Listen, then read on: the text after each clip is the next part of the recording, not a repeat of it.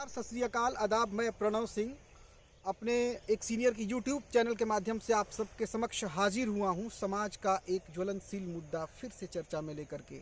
चर्चा इसलिए भी क्योंकि मनीष कश्यप जेल से छूट करके बाहर आ गए। ये वही मनीष कश्यप हैं जिनको सरकार ने, बिहार सरकार ने, तमिलनाडु सरकार ने फरवरी 2023 में यानी इसी साल के प्रारंभ में एनएसए लगा दिया था। आज बात करेंगे एनएसए क्या है और इस मुद्दे पर भी बात करेंगे कि कोई भी सरकार किसी व्यक्ति पर एनएसए लगाती है तो उसके राइट्स क्या हैं, एनएसए के सैलिएंट फीचर्स क्या हैं।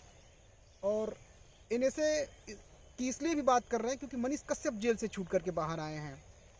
9 मार्च 1991 को बिहार की सरजमी पश्चिमी चंपारण में पैदा हुए मनीष कश्यप की बात करेंगे। मनीष कश्यप की बात इसलिए भी क्योंकि एक ऐसा बंदा जो संसद से सड़क तक पर यूं कह ले कि अपनी आवाज़ रखने के लिए, अपनी बेबाकी अंदाज में अपनी बात रखने के लिए जाना जाता था।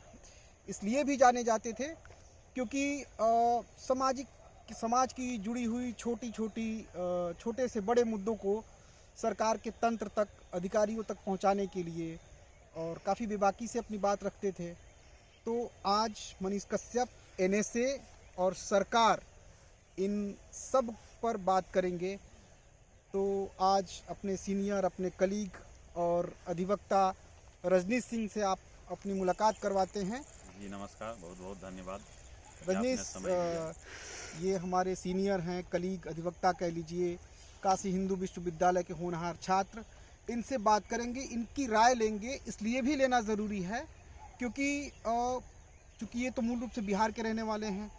बिहार की बारीकियां इनसे बेहतर मैं नहीं जानता हूं, इसलिए मैं इनसे सवाल पूछूंगा सरकार पे भी और अपने एनएसए पर भी। एनएसए पहले बात करते हैं, एनएसए पर फिर बात करेंगे मनीष कश्यप पर। तो एनएसए, नेशनल सिक्योरिटी एक्ट, राष्ट्रीय सुरक्षा अधिनियम, ये क्या है एनएसए? देखिए, एनएसए जिसे हम रासुका भी कहते हैं जी, यह एक कानून है जिसमें सरकार को ये पावर होता है कि किसी व्यक्ति को वो प्रिवेंटिव डिटेंड कर दे और उनको लगे कुछ इनके आवश्यक मूलभूत ये हैं कि कोई वैसा कार्य करे तो वो सरकार उनको डिटेंड कर दे। तो इसके लिए इस अधिनियम की जो धारा 3 है उसमें प्रावधान है कि कैसे किसी व्यक्ति को किन आधारों पर डिटेंड किया जाएगा। तो पहला है कि वो जो है राष्ट्र की सुरक्षा के विरुद्ध कार्य करता हो जी, जिसमें कि किसी विदेशी शक्तियों के साथ उस संबंध को भी डिस्टर्ब करता हो, पब्लिक ऑर्डर को डिस्टर्ब करता हो और आवश्यक सेवा और आपूर्ति को बाधित करता हो।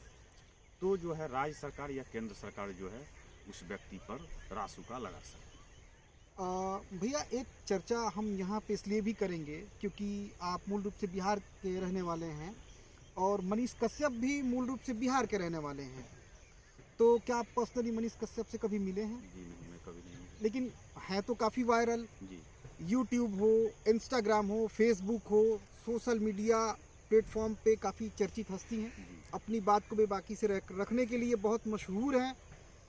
तो आप उन पर फरवरी 2023 में बिहार और तमिलनाडु सरकार ने एनएसए लगाने की सिफारिश की और अंततः एनएसए उन पर लगा भी दिया गया। इस पर आप क्या कहेंगे? देखिए, जो मनीष कश्यप पे जो एनएसए लगाया गया, तो जो 3-4 जो ग्राउंड हैं एनएसए लगाने का, उसी आधार पे सरकार की संतुष्टि होनी चाहिए कि ये ऐसा कार्य किए हैं जिससे राष्ट्र की सुरक्षा, खतरा, पब्लिक ऑर्डर को डिस्टर्ब किए हैं, आवश्यक सेवाओं की आपूर्ति को बाधित किए हैं, विदेशी राज्यों के साथ संबंध को भी डिस्टर्ब किए हैं, तो उन आधारों पे लगा सकते हैं। लेकिन मनीष कश्यप पे जो एनएसए लगा, तो हमको नहीं लगता है कि मनीष कश्यप ने कोई वैसा कार्य किया है जिससे कि राष्ट्र की सुरक्षा को खतरा हो गया हो, वैसा कोई कार्य कर दिए हो जिससे पब्लिक ऑर्डर जो है देश का डिस्टर्ब हो गया हो। बात करेंगे मनीष कश्यप को बीच में रख के एनएसए और सरकार पर। इससे पहले आपको फ्लैशबैक में लिए चलते हैं। फरवरी 2023 की घटना है। तमिलनाडु के तिरुपुर और कोयम्बटूर में बिहार के मजदूरों, जो बिहार से लोग काम करने के लिए जाते हैं, उनको लेकर के एक वीडियो सामने आया था, जिस वीडियो को मनीष कश्यप ने अपने चैनल सच तक से अपलोड किया था। वीडियो का अपलोड होते ही काफ़ी वायरल हुआ वीडियो, काफ़ी सवाल हुए, लोगों ने कहा कि वीडियो को काफ़ी मैनिपुलेट करके प्रेजेंट किया गया है। फिर शिकायतें सरकार से जुड़ी। मनीष कश्यप ने अपने वीडियो के माध्यम से बिहार के मजदूरों को बीच में रख करके दोनों सरकारों से सवाल पूछने शुरू किए। देखते ही देखते वीडियो पूरे देश में वायरल हो गया। वायरल होने के बाद, वीडियो लोगों के बीच में आने के बाद उन पर एनएसए लगा दिया गया। तमाम तरीके की और भी धाराएं लगी हैं। आइए एनएसए पर कुछ और बात करते हैं। एनएसए भैया से जानने की कोशिश करेंगे कि एनएसए, जैसे कि किसी व्यक्ति पर कोई आपराधिक कानून लगाया जाता है, जैसे टाडा हो गया, पोटा हो गया, या और भी सारे कानून हैं, तो क्या उन कानूनों में गिरफ्तार किए गए व्यक्ति के सारे अधिकार वही होते हैं जो एनएसए में गिरफ्तार किए गए व्यक्ति के होते हैं? देखिए, जब किसी व्यक्ति पे एनएसए लगता है तो उसको 3 महीने तक डिटेन रखा जाता है। यदि उससे ज़्यादा उनको डिटेन करना है तो उस अधिनियम में एक प्रावधान है एक बोर्ड का। वो बोर्ड जब मंजूरी देगा उसके बाद उसको 3 महीने से ज़्यादा रख सकते हैं डिटेन, और मैक्सिमम 1 साल तक उस व्यक्ति को एनएसए के अंतर्गत डिटेन रखा जा सकता है। लेकिन उस व्यक्ति का फंडामेंटल राइट कहीं ना कहीं वायलेट हो रहा है, तो उस व्यक्ति को अधिकार है कि वो अपने लिए वो न्यायालय के रास्ता जा सकता है और न्यायालय से जो है वो रेमेडी की मांग कर सकता है, अपने बेल की बात कर सकता है। भैया से जानने की कोशिश करेंगे कि क्या एनएसए से पहले भारत में कोई ऐसा कानून था जिससे राज्य विरोधी गतिविधियों पर किसी व्यक्ति पर इस तरीके का कानून थोपा जाता है?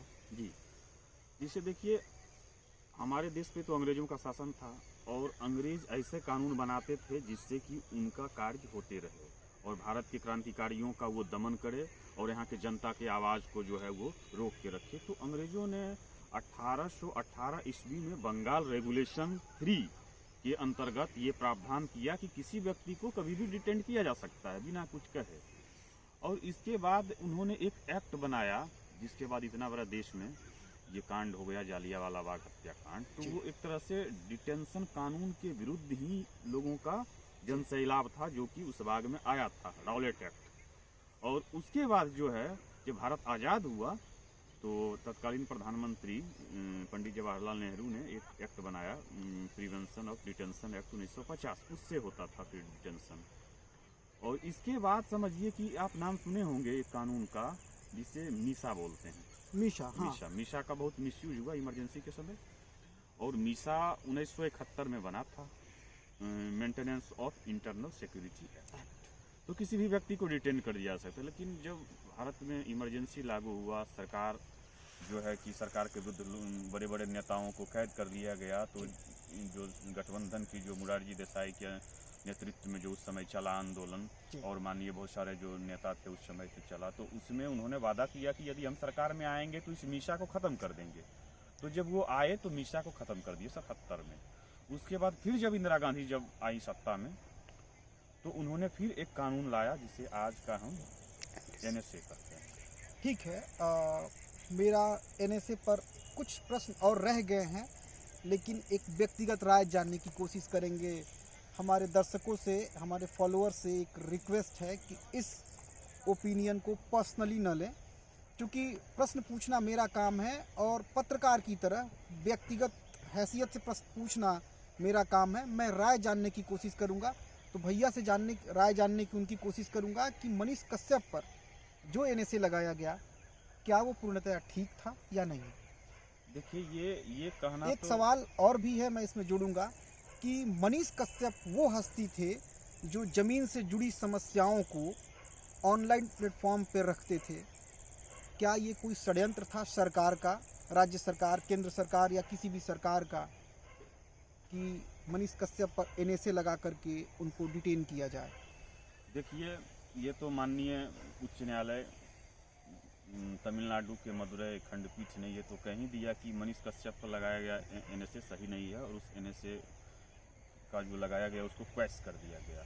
और आगे उन पे लगाया गया एनएसए सही है या नहीं है ये तय करेंगे, तो माननीय न्यायालय का ये काम है कि वो तय करें कि क्या सही है या नहीं है। लेकिन हमारा जो व्यक्तिगत ओपिनियन है इसमें, जहाँ तक हमारी जानकारी है कानून की तरह, जहाँ तक मेरा नज़र जा रहा है कानून पे, तो हमें नहीं लगता है कि मनीष कश्यप कोई ऐसा काम किए हैं जिससे उन पे इतने बड़े कानून रासुका लगा दिया जाए। पॉइंट टू बी नोटेड, इस चैनल के माध्यम से हमारा काम लोगों का ओपिनियन जानना है, उन कानूनी पहलुओं पर बात करना है जो आम जनमानस के हित में हो। इस आम जनमानस के हित में एनएसए को रखते हुए मेरा एनएसए एक्ट पर आखिरी सवाल है। वो मेरा सवाल ये है कि अगर इस एक्ट को गलत तरीके से लगाया जाए तो क्या सरकार की जवाबदेही बनती है या नहीं? भैया से जानने की कोशिश करते हैं। एनएसए तो मुख्य रूप से सरकार लगाती है, या तो केंद्र सरकार हो या राज्य सरकार हो। तो यहाँ जो एनएसए लगा है वो राज्य सरकार के द्वारा लगाया गया है। और इस अधिनियम के बारीकियों में जब जाइएगा तो सेक्शन 16 धारा 16 में ये प्रावधान है, समझ ध्यान लीजिएगा। रखिएगा, धारा 16 में हाँ। जो भैया प्रावधान बता रहे हैं, इसमें कहा गया है कि यदि सद्भाव पूर्वक राज्य सरकार या केंद्र सरकार या अन्य प्राधिकारी, कुछ परिस्थितियों में डीएम या कमिश्नर ऑफ पुलिस जब लगाते हैं, तो जब सद्भाव पूर्वक लगाया है तो उनकी जवाबदेही तय नहीं होगी, वहाँ पे ये प्रावधान है। लेकिन यदि वो असद्भाव पूर्वक बेड फैथ में यदि सरकार लगाती है किसी व्यक्ति पे एनएसए, तो उस व्यक्ति को यह अधिकार है कि उस सरकार की जवाबदेही तय करे। और सरकार की जवाबदेही यहाँ तय होगी कि इस व्यक्ति को गलत तरीके से लगाया गया और राजनीतिक विद्वेष में उस व्यक्ति को डिटेन किया गया। तो ये था हमारा topic NSA, national security act. उससे जुड़े कुछ महत्वपूर्ण मुद्दों पर बात किया हमने मनीष कश्यप को बीच में रख करके, मनीष कश्यप की बातों को रख करके, क्योंकि मनीष कश्यप इस देश में मीडिया जगत में काफ़ी सुर्खियों में रहते हैं।